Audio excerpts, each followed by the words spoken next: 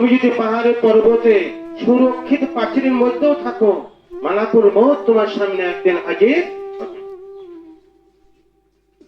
তা আমরা বলি যে আমরা দুনিয়া থেকে সকলকে ছেড়ে যেতে হবে, কেউ আমরা থাকতে পারবো না।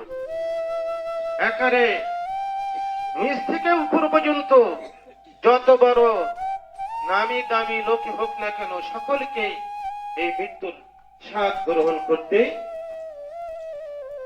আল্লাহ রাব্বুল আলামিন বলেছেন, দুনিয়া ও মাদরাতুল আখিরাহ, এই দুনিয়াটা হলো আখিরাতের সব সুখে। আমি এখানে যেটা সেইগুলোকে আমি ভোগ করতে পারি। আমি যদি ভালো ফসল বলি, আমি ভালো ফসল কাটতে পারি। যদি আমি খারাপ ফসল বলি, আমাকে খারাপ ফসলও বাকি করতে হবে। এই জন্য আমি সংক্ষিপ্ত বলছি যে আমাদের সকলকেই বহুতের জন্য, আমার জগতের জন্য আলামিনের দরবারে যেতে হবে। শুধুমাত্র কাফনটা দেওয়া হয়, আপনি ঢোকানো। এই জন্য সম্মানিত হাজিরিন, আমরা দুনিয়া আল্লাহর হুকুম নবীর আদর্শ পথে চলবো, দুনিয়ার কল্যাণ হবে, আখিরাতে যেন আমরা মুক্তি পাই।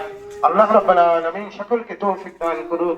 আমিন। আসসালামু আলাইকুম ওয়া রাহমাতুল্লাহি ওয়া বারাকাতুহু। উপস্থিত হাজিরা, এখন সংক্ষিপ্ত দুটি কথা বলার জন্য অনুরোধ করছি আমাদের দরবার শরীফ আছেন পীর সাহেব, প্রতিবেশী বর্তমান আদিলুদ্দিন বড় মাত্রাদের পীর সাহেবের আব্দুর রহমান, তার ছেলে আব্দুর রহমান। খোদার দিকে না তাকাইয়া, তোমার রহমতের দিকে তাকাইয়া মাওলা, আজকে আমাদের সকলের হাত পুরি তুলি আল্লাহ কবুল করে নাও। আল্লাহ করে কত মানুষ হাত তুলেছে আল্লাহ, কত সম্মানী ব্যক্তি, গণ্যমান্য ব্যক্তি আল্লাহ তোমার দরবারে দুই খানা হাত পাঠিয়েছে আল্লাহ। জানি না